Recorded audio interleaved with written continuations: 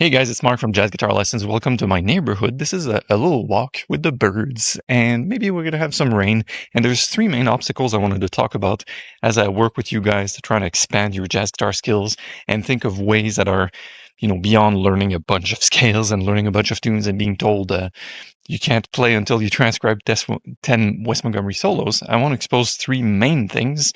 One will relate to the scales and the improv side of things. The other one will relate to how to organize our time for efficiency and enjoyment, actually. And the third one relates to getting feedback and using an expert to perhaps get better much faster. So off we go. First topic. There is I think, a misperception, a paradigm where lots of people that I work with will believe that, say, doing a certain thing is the roadmap towards achieving something else. Let me clarify. Assume you want to work on all the things you are, and you say, well, I know the chords and I've learned the melody, and now the first part is in A flat, right? And it does mean that I have to learn all my keys, A flat, all over the fretboard. So I will typically have the talk and go like, okay, wait, let me get this clear. We have a progression of chords to all the things you are, namely, top of mind, F minor 7, B flat minor 7, E flat 7, A flat major 7, D flat major 7, D minor 7, G7, C major. First 8 bars. You want to improvise through this, and you're telling me that doing that, which I don't have a video of because I'm not in the studio, you're telling me that doing a scale here and a scale here and a scale here will magically promote your ability to be able to make confident, clear improvisation lines. And that's when I ask and propose, like, well, do you see that perhaps practicing the scales is tangentially related to getting that results? But to get the results of improvising, it's not like magically you learn a bunch of scales and then you're confronted with a group, a band, or a backing track, and then boom, you can improvise. That's not true. So why don't we think of different methods or paradigms for making melodic statements? I'll give you a few ones. How about digging into the melody of the song, just like randomly? Why don't we dig into melody and start to ornament around the melody? I know, cheesy, easy, but yeah, play the tune. How about maybe starting to memorize the chord changes like I've just done? Yeah, it's F minor 7, B flat minor 7. People know it's in A flat, okay. But how about like memorizing those chords? Wouldn't that be a better use of your time than just learning a bunch of scales positions, right? How about looking at the chord tones? So the third and the fifth and the seventh, how about we look at those and try to anchor those within our improv rather than going after all these materials? So that's a way for me to, like, there's this wall, and it's a way for me to dissolve the wall or the made up belief, the made up roadblock that it's because I don't know my scales that I can't improvise, right? And that's just one example. That's a mental mindset reframe. And what I think this wall, or this fictional created wall, proposes as an obstacle, it reinforces maybe a false belief that I can't do it, or I'm not good enough yet, or I can't really do it because, the masters have told me this, and because I haven't really done all these steps, it means I can't do it, right? It reinforces that. And plus, I think it does give what we could call an excuse for not actually do it. So that's dissolving a roadblock. There you have it. Whenever I come across students that have a means to an end. Now we just talked about scale positions. I will tell them, yes, but what is the thing that you're trying to do? And if you're saying, well, I want to improvise, I'll typically say, well, let's just do that. Let's do that then. But I want to learn my scale. You want to learn your scale in order to improvise. So let's just jump on the thing. Typically we'll be playing songs as well. People don't believe they can sit in and play entire songs. They will make these excuses that they want to learn all the drop tune versions before they play the tunes. I'm like, well, drop tune versions are fine, but can you actually just get to do the thing that you want to do? And this boils up a lot of resistance and talks and arguments and saying, no, Barry Harris said that, so we have to. It's like, yeah, it's the truth. Maybe it's just a part of the truth. So that's the first main obstacle. Yeah, I wonder what the people in the neighborhood think. The guy walking with his phone and blue shirt. It's not a blue shirt, but it's the other shirt. Good. Now, I may climb up the hill and get a bit winded, so you have to forgive me. The second thing I want to tell you, it's quicker, much shorter, is using an excuse that there's too much to practice in order to convince myself that that's the reason why I'm not good enough, or I haven't really taken the steps. It reminds me of a student I worked with about 15 years ago that said, "Marc, you've given me too much." And that's a classic story. I keep bringing it up because I made and decided upon a practice plan for him, and the practice plan was percentage. So it was like 3 or 4 things to practice by percentage, going like, "Hey, dude, if you have 30 minutes, just split your practice time in these percentage, 50%, 20%, 30%, whatever. If you have 100 minutes, even easier, right?" And we would meet 2 weeks after, and that student, who shall remain nameless, said, "You've given me too much." I say, "How can 100% of your practice time be too much to practice?" So often that's like a false belief or an excuse to go, "There's so much, and that's a reason I can't do anything." But again, how do we eat an elephant? Take the first bite. How do you climb the mountain? Thank you, bird. You take the first step, and that's it. So how can we define that the first step is too much for me? It's not. It's never. Work on the thing that's right in front of you and do the thing. But I'll tell you wow, that bird was loud. I don't know if you're picking it up. Probably a cardinal or something. So the student in question, I think the false belief was that is before, regardless of the percentage, before I get to see the master, my teacher, after, it means I have to have done everything he's given me perfectly. And that's why I go, no, just get started on this plan, right? If you take karate, jujitsu lessons, you will go, and regardless of how much you've improved, you will still show up to the studio the next time. If you take yoga classes, you will do the same thing. Just show up, do your hygiene. So often that's a misperception to go like, well, there's a certain amount of things to do, and I have to churn through all this work and accomplish it and check. And it doesn't quite work like that.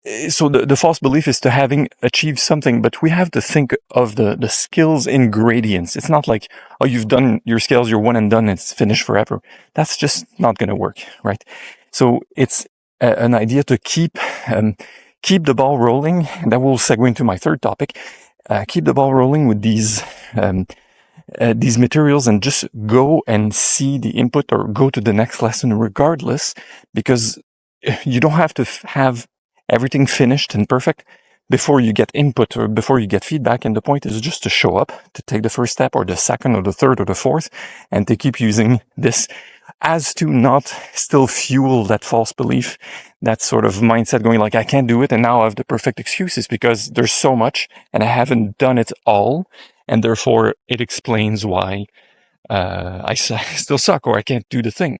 Well, let's not have that discourage you, right? You can show up to your practice plan with, a good mood, a good mindset, with knowledge of the specific materials. Use a timer, again, kitchen timer, just to be very cognizant of the kind of time you apply, and have this idea that you're going towards a certain set of skills and not going, this is a workload. Again, like I have my job and I have to churn through all these files. I have these customers to serve or whatever it is, or I have these holes to dig, or I'm looking at a car, like these tires to change. Yes, but at the same time, this is not exactly how the craft of learning guitar and jazz guitar works. Love this with a tree. That's awesome. Okay, so third topic. Interestingly, a student really close to me hesitated in sending in a video. And that's another big obstacle. Remember the first one, the obstacle is the made up, I have to work on all these skills. The second obstacle is, oh, there's too much, right? And therefore it explains why. And the third one is, I don't want to play for you that thing, Marc. I heard that several times. That's why I'm making this video too. I'm going to start to get winded, by the way. And here's the take. My student said, if I film my video of autumn leaves or whatever it was, the exercise, I already know what you're going to tell me. Is that so?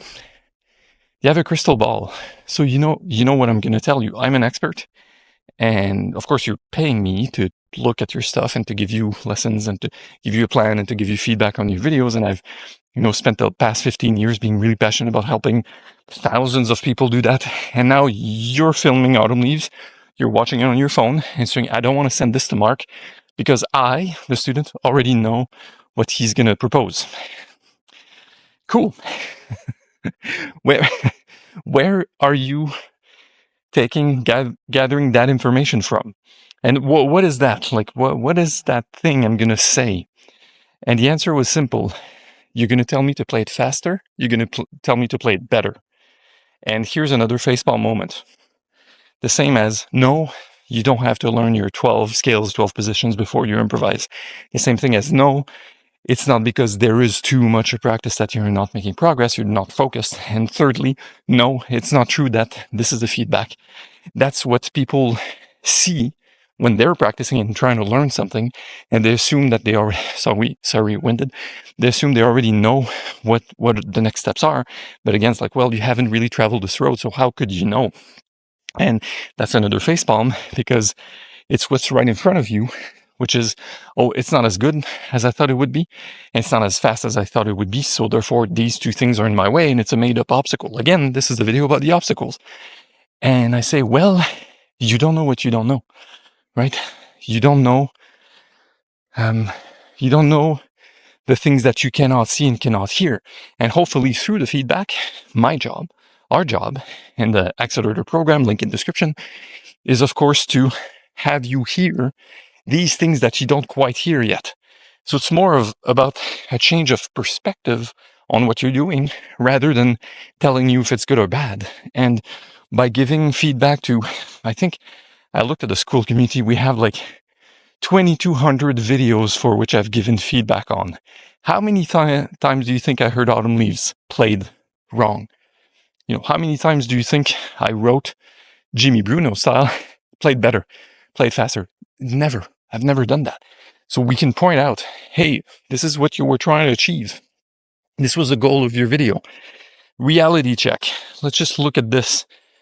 You've done this well, that well, that well. This is the thing that you should work on. There are a couple of things you could work on that would have the most high impact on your playing. So there's a schoolyard. My son's going to go to that school next year. So you may hear the screams and the kids, etc. Oh yes, they're really going at it. Probably like a soccer game or something. You know, kids. So we'll look at the goal of your video, do a full sweep 360 reality check, and then we'll go, that thing or these two things are really the things that could have the most impact on your playing if you worked on them. So by when do you think you can fix these things and submit another video? Or, the feedback may simply be pointing out, good. Look at this. You're 80% plus, move on, check mark, move to the next exercise, right?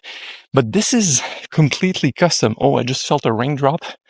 I hope this doesn't ruin the video and the camera. But the thing is, there's always feedback, there's always knowledge to be gathered, especially if you grab a teacher, a specialist, or a friend that has better ears than you. And it's not true. That's the only feedback you're going to get. And if he's watching, Scott, that's for you. He's going, no, of course not. Of course there's way more enlarged possibilities to see what you could be told. So crossing the street, jaywalking. My own neighborhood, crazy. So yeah, this is a suburb of Ottawa for anyone interested. By the way, it's called Gatineau. Beautiful area. I live in the Hull area near the mountains and the national park. Beautiful. Lots of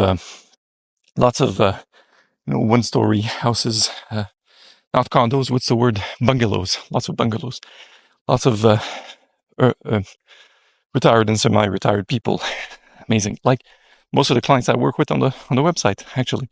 So yeah, there's always custom, very compassionate, logical and sensical and really useful feedback to be given. And now we're just starting to get some raindrops. So I'm going to end the video. I think it's perfect cue.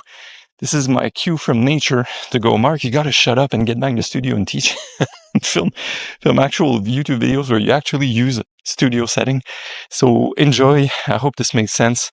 And please keep me posted if you have any questions in the comments. Of course, browse to jazzguitarlessons.net for the ebook is called the Pinnacle Method. It's an ebook. If you sign up, I'll also send you a free course, which is 4 videos on that method, and not just necessarily, more scales and chords and more tunes to learn, but the framework in which you can apply regardless where you pick your musical materials for. So looking forward to seeing you in there. Take care. Bye.